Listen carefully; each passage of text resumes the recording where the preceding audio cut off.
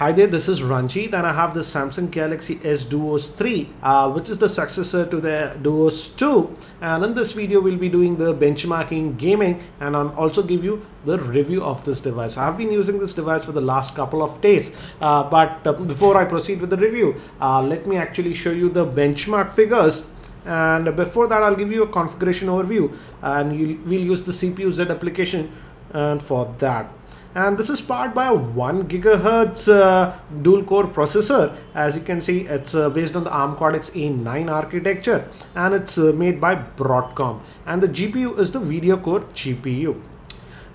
Regarding the screen size, it's just a 4-inch screen, but again the screen resolution is very average. It's 480 by 800, and if you see, the viewing angles are also not that good. In fact, I did not like the panel that Samsung has used on this device. Regarding the battery, it's a 1500 milliampere battery. The back cover can be opened to access the battery, and beneath that we actually have the 2 SIMs that are micro SIM. We also have a micro SD card over here, so you can add that. The battery is a 1500 milliampere battery, but in my testing, the battery life was not that great. Yes, with the casual to mid usage, it can last you for a day, but if you plan to use with both the SIMs, you might have to charge it in the evening. Let's just go back. And regarding the sensors, here is what I'm highly disappointed with Samsung. As you can see, there are hardly any sensors on this device. It does not even have a proximity sensor, light sensor, even compass. So actually we don't have any sensors on this device, so very disappointing, I would say. I've also run the popular benchmarks on this device, so let me actually show you the scores directly now. And here are the benchmark scores, and this is the quadrant. And for quadrant, we got a score of 3263, which is again nothing great, I would say. The total is 3263. CPU got a score of 4942. Memory is 3029. IO got a score of 5932. 2D is just 397, and 3D graphics got a score of 2017. I also ran Antutu, and here we got a score of 10,403, which is again nothing bad, nothing great, I would say. I also ran the Nina Mark II, and here we got a score of about 48 FPS, you can call it. But again, just watch the viewing angles, just horrible. If you just tilt it also a little bit, it just fades away. So when I was watching YouTube videos, etc., the experience was not that great. And regarding USB OTG, that is not supported on this device. Also, you just cannot move the apps directly to the SD card. So you're stuck with the limited internal storage that you have. Now let's just play a few games, and we'll start with some casual games and then move to heavy games. So this is Temple Run 2, a very popular game. And in fact, it runs this game actually pretty well, as you can see. But the RAM on this is just 512 MB, and the internal storage is also very less. So simply after installing a few apps, don't expect that you'll be able to install very heavy games. But mid-range games, yes, not an issue. And as you can see, it is running this Temple Run 2 without any issues. So if you just play casual games, I think so it should be fine with this device. One thing to note is that the speaker output is actually not loud, which is surprising, because generally in entry-level phones the speaker output is loud, but on this one the speaker is not that loud. And again, notice viewing angles are simply not that good. But in terms of playability with Temple Run 2, I did not have issues with it, and it ran it actually pretty fine, as you can see. So let's just move out of this game, and let's try some other games now. So let me get out of this one. And due to the limited RAM, I would suggest that you hit this multitasking tray and just swipe away the existing applications, because if you load some heavy apps, then it might lag otherwise. Let's run the Sonic Dash, which is kind of a mid-range-ish game, and let's try to run this one now. So this is the game. One thing I did notice is that you'll notice that it does skip some frames on this one. It's not the smoothest. I saw some skipping of frames with this one, but it is sort of playable, I would say, as you can see.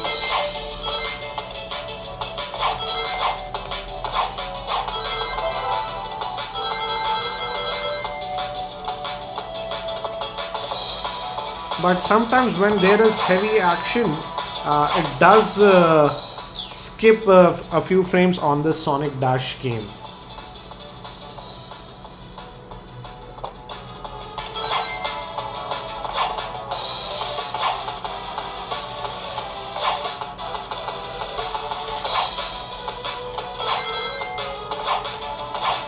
So as you can see, it is playable, but yes, you might notice some skipping here and there in this game. Now let's move to another game, that is Dead Trigger 2. So this is Dead Trigger 2, and surprisingly it plays this game actually pretty well.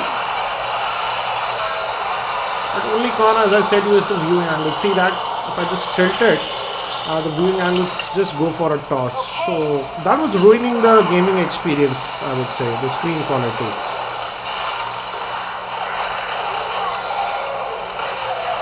I also wanted to test Asphalt 8 on this, but due to the limited internal storage, I just simply could not install it.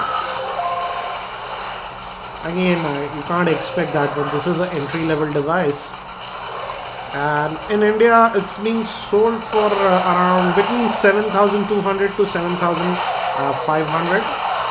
Last time I checked, Flipkart was quoting a price of 7,500 for this device. I'll have the direct link for Flipkart because the pricing does change quite a bit in India. So as you can see, even Dead Trigger was playable, but again, see the viewing angles, that destroys the playability. The viewing angles are very bad.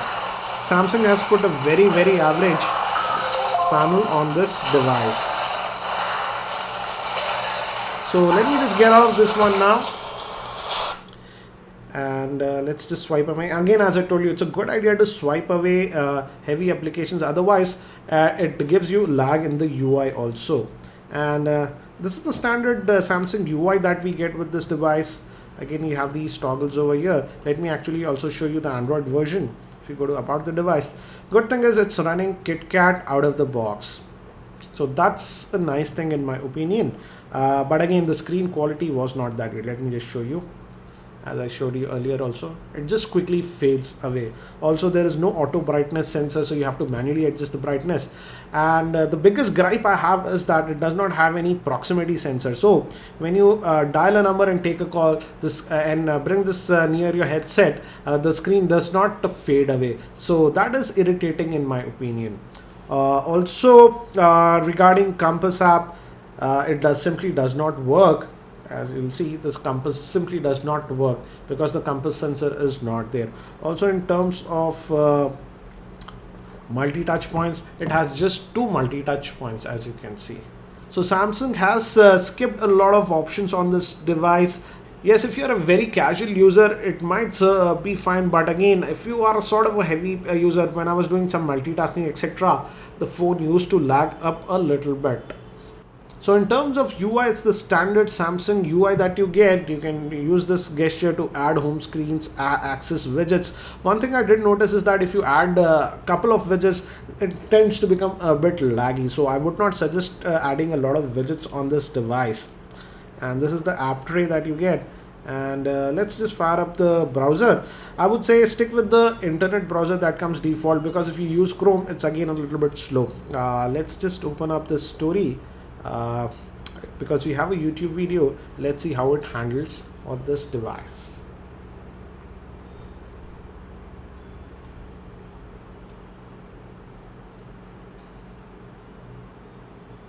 Again, if you notice, it is taking quite a bit of time to load the pages. So you have to be a little bit patient while doing web browsing on heavy pages with this device. So this is a YouTube video. Let's see how it handles it. Hi there, this is Ranjit and I have the Spice Dream Uno, which is one of the most affordable Android One devices out there. And in this video, we'll be doing some gaming. So as you can see, it plays YouTube videos within the web page without any issues, and I get an error. I don't know why. So let's just get out of this one. So in terms of web browsing, yes, it works, but with heavy web pages, I did notice some lagginess with this device. This is the stock keyboard that we get. Let me load this website. Again, this is a not a heavy website, so if the websites are not heavy, as you can see, the scrolling etc is fine. But with heavy web pages, and if you open a couple of tabs, then the browser can become a little bit sluggish, because it just has 512 MB of RAM. For example, I'm hitting the home button. As you see, it took some time. Also, regarding RAM, if we even kill all the applications, I've killed everything. If we go to the RAM, out of that 512 MB, out of that, in fact, we just have 465, and out of that, almost 300 MB is used by the system, even when you kill all the apps. So roughly, you just have about 150 MB of memory for apps, etc. So that's on the lower side, in my opinion. Now, coming to the camera, it has a 5 megapixel camera, and it also has LED flash, and it can record videos up to 720p. In fact, I've taken a few shots, as you can see, and the camera quality is just okay, I would say. It's not that great. I have seen better cameras from Samsung, considering that it has a 5 megapixel shooter. Regarding again the front facing camera, again the quality is just average, in my opinion. So overall, what do I think about this Samsung Galaxy S Duos 3? I would say it's kind of a downgrade if we even compare it with the Samsung Galaxy S Duos 2, in my opinion, because it had higher RAM and a much better quality screen. And this device, the MRP is quoted as 9,700, but this is available for around 7,500 in the Indian market. But I do feel that for that price, you can definitely get a lot better devices compared to the Samsung Galaxy S Duos 3. In fact, I would say the Galaxy S Duos 2 is a better device compared to this S Duos 3. But I would seriously suggest that you can look at some other devices. For example, now we have these Android One devices, which cost actually about 1,000 rupees less compared to this S Duos 3, and these have much better performance and overall a much better device. But still, if you want to stick with the Samsung device and you are on a tight budget, I would say the Samsung Galaxy S Duos 2 is a much better device rather than this S Duos 3. I hope that you found this video review helpful. If you found it helpful, I'll appreciate if you can click the like button. Thank you for watching this video. This is Ranjit, and I hope to see you in my next video.